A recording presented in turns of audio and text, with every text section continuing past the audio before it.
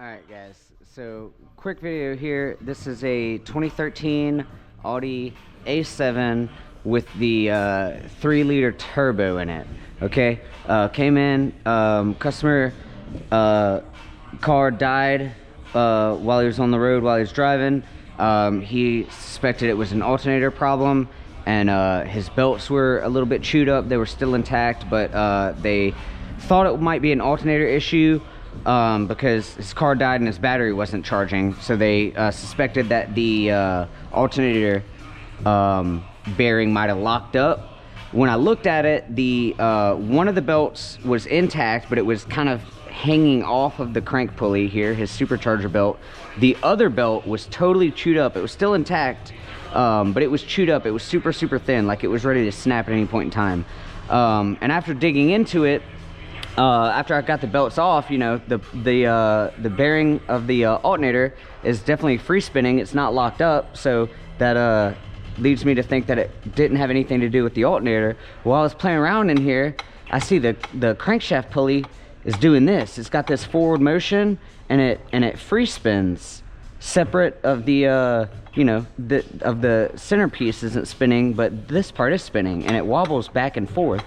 And I thought that was strange, and definitely could be an issue there, right? So I looked it up, and after doing a little bit of research, found that this is a common problem with Audis, is this crankshaft pulley failure. And we'll look into it more when we get it off. But apparently this right here, where it's connected there, it's connected by a piece of rubber, and it's a two-piece design, and that rubber deteriorates, and you know, as rubber does, like just like all your bushings and boots and whatnot that you have to replace on your vehicle, the rubber deteriorates and gets brittle and eventually wears away, and then you have a crankshaft pulley failure. And depending on how you're driving is the damage that might get caused from it, you know, say throwing a belt or something. In his case, luckily he wasn't like redlining it down the highway, so it didn't cause a whole bunch of other damage throughout his engine. But a thrown belt definitely could do something like that. He was probably, you know, just neighborhood driving when it happened, fortunately, so there's no other damage. I believe this was previous damage though, but I just kind of zip tied this out of the way for him to get it out of the way while I fix these belts. So after doing some research, we decided we're gonna go with an aftermarket design. We've got this JHM aftermarket pulley. I believe it's slightly larger than factory. Don't know exactly how. I think it's If off the top of my head, I can't remember exactly. I want to say it's like 192 millimeters, something along that lines, but it's only slightly larger than the factory. But they do provide you with a new belt, with a new supercharger pulley belt to compensate for the different size. And it's not, the size is not that much of a difference that you have to do a tune or anything else. You can just direct replacement, no tune, no nothing required. It's lightweight aluminum design, I believe aluminum, don't quote me on that, but it's lightweight design, so gives you a little bit more power. You're not robbing as much power from your engine. But most importantly, as you can see, it's a one-piece design, whereas if you were to get this replaced at Audi, or if you just ordered a factory replacement part, an OEM part, you'd be getting the exact same thing. You'd be replacing it with a part that is just gonna do the exact, it's just gonna fail the exact same way in the future.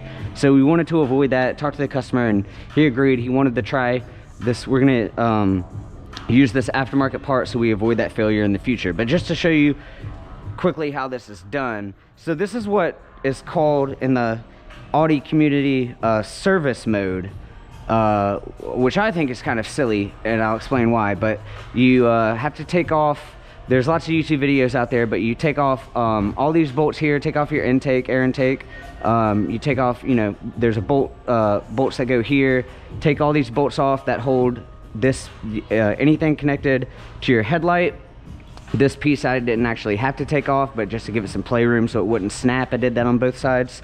But any bolts, you can see my pile over here, that hold on this piece on either side, you take off your bumper first. So first move, take off your bumper over here.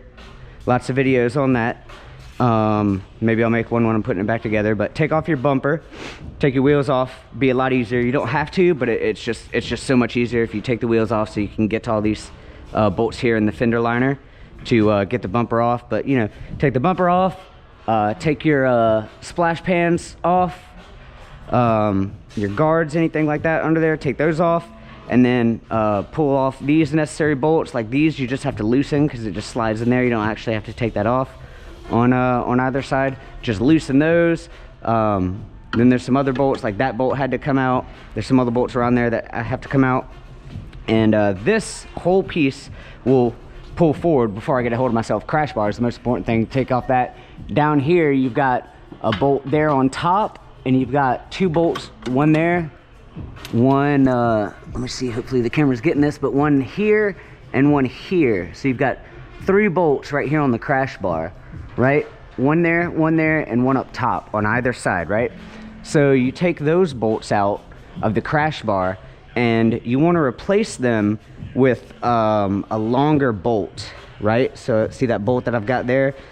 You want to get an M10 by 1.5, which is the thread pitch, and then the length somewhere between 120 and 160 millimeters length of this bolt. And you just replace that top bolt with that to stop everything from falling and shit from breaking. So take the top bolt out, replace it with that, and then take the bottom bolts out, and then you can pull this whole crash bar, you can pull this whole front end forward, right? And that'll actually give you some working room in here so that you can change this pulley out and change the belts after that. This is what the Audi community calls service mode. I personally think that's kind of silly, because in the regular world we would just call this taking your front end apart.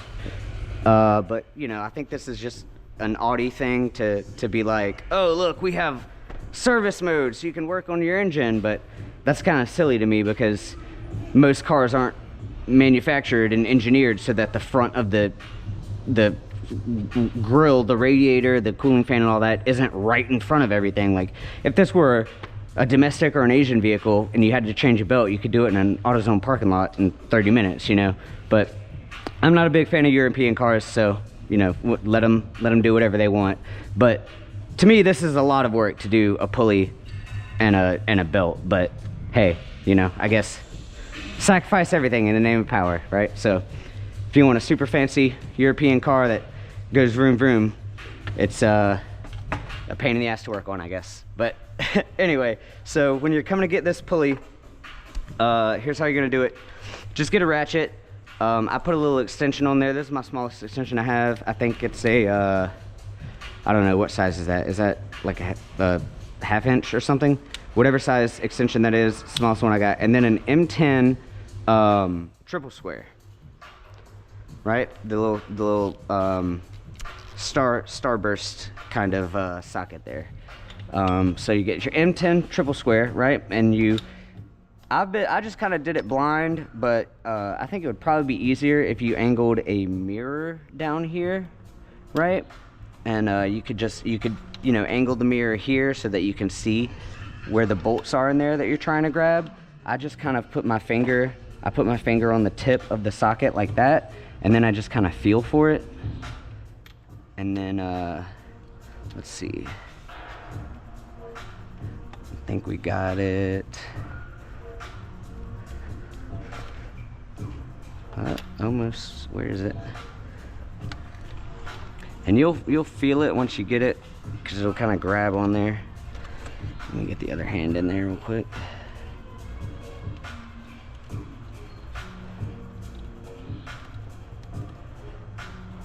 Is that it?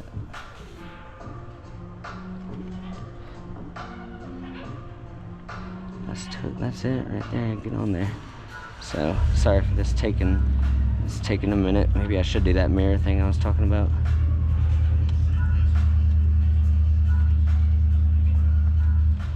Okay, I think I got it there. Yeah, okay, so you'll feel it when you get on there because it'll catch.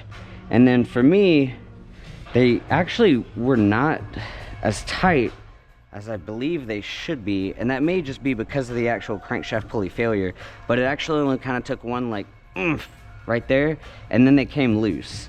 And I don't think they're supposed to be that loose, but that's how they were for me.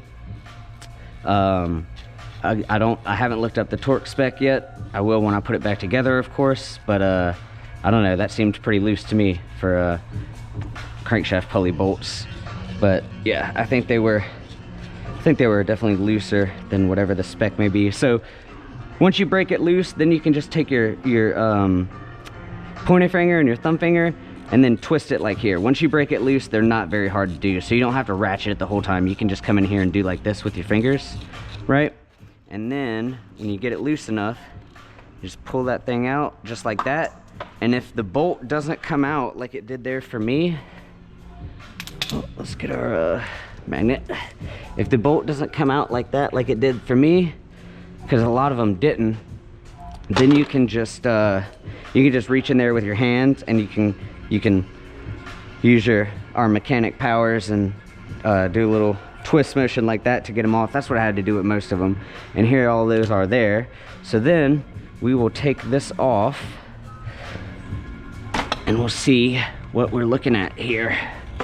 So yeah, there we go. So this is the design we're talking about. You can see, yeah, look at that. There it goes right there. Yeah, so look at this, look at all that. You can see it right there. There we go. That's the failure.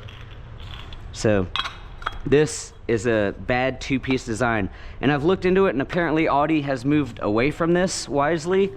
So I don't believe their newer vehicles will suffer from this problem.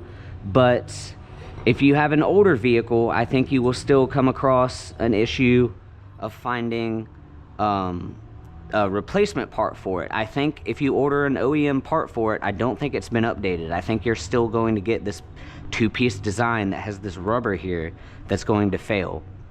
So I would suggest, if you can't find like a factory or an Audi one-piece design, I would suggest that you go aftermarket and do not buy another two-piece like this, because it's just gonna fail again.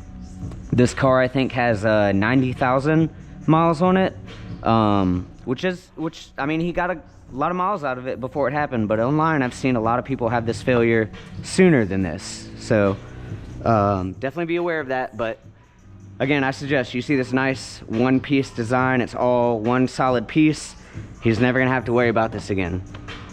And so when we put it all back together, it's just the reverse. We're gonna put this, throw this crank on there, throw this pulley on there, throw all the bolts in there. We're gonna clean that up first before we do anything. Spray some brake clean. We're gonna clean all that up, and then put the two belts on while we've got it here in service mode, and then reconnect everything, put the crash bar back up, put all the bolts in, zip it all back together, and we'll be good to go. But yeah, there you go. Just trying to make a quick video about this common failure with these I don't know if it's just the 3.0 turbos on these Audis, but I know it might be other ones as well. But apparently this crankshaft pulley thing is a common problem for certain Audis. So just making a quick video about that in case anyone wanted to see what it looks like when you actually get in there, pull that pulley off, what it looks like with the failure, and what a single piece might look like. So hope this helped everybody. Anybody that might have this problem or threw a belt and they're wondering why, hope this helped you out.